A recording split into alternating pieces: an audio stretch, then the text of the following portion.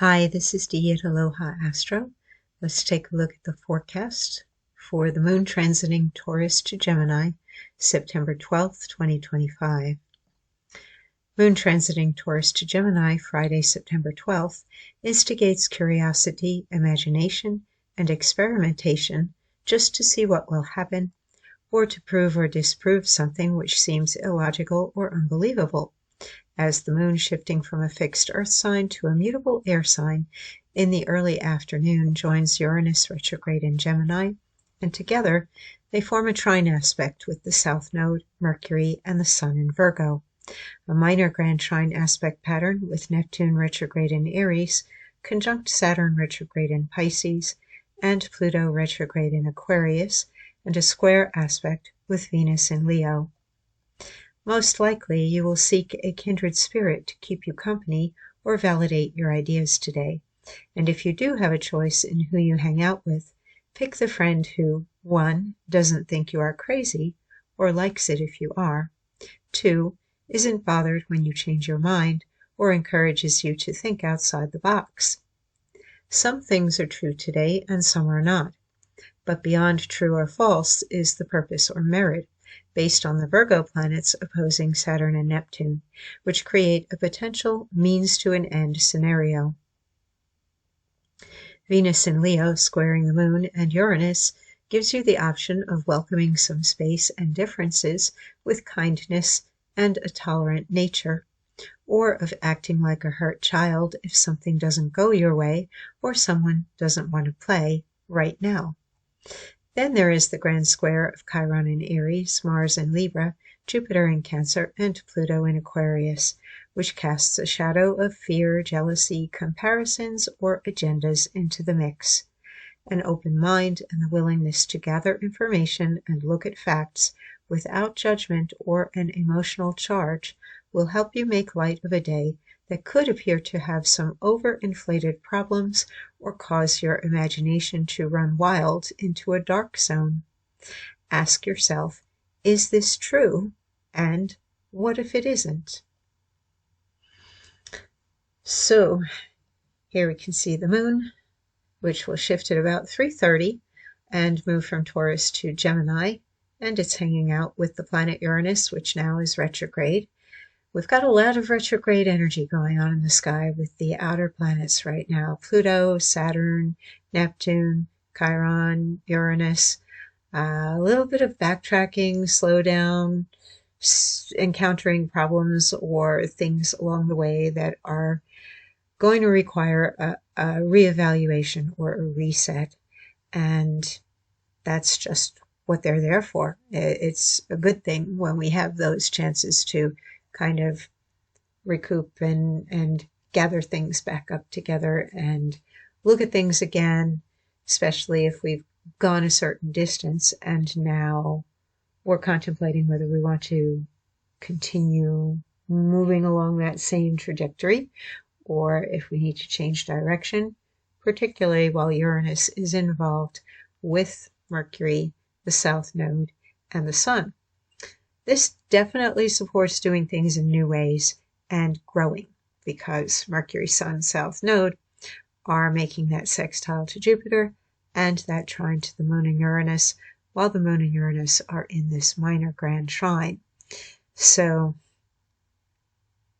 either a kind of a growing up or taking a different view of things, trying things out in a new way, and letting go of the old stuff, or recognizing if you're caught up in an old pattern or habit is a significant thing today. And there is a tendency to just overinflate things. And some of it may be good and some of it not so good. We do have Jupiter interacting in a trine with Saturn and Neptune. And now that Saturn's slid back into Pisces, we're back in the pea soup, we're back in the fog there. And on the one hand, maybe it's time to get back to the spiritual side of life or whatever grounds you or your faith. Ask yourself, what do you believe? And then put it to work, practice it, This is about the discipline, and it is showing up now in a spiritual sign, and it is conjunct the planet that rules Pisces, but Uranus is still hanging out in Aries for just a bit. I do believe it slides back in soon into Pisces as well. And we're going to have that backtracking energy for a while. By the time we get to the spring, late winter, and early spring, we're going to see the outer retrograde planets coming back and then moving into those new signs that they recently entered. We'll get back to Saturn and Neptune in Aries. We will get back to Uranus in Gemini because it is going to slide back into Taurus for a bit.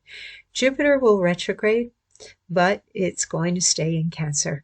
It's just too far along to bop back into Gemini.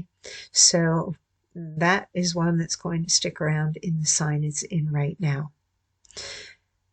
Old patterns coming up for some healing. That's what this South Node with the Virgo planets are saying.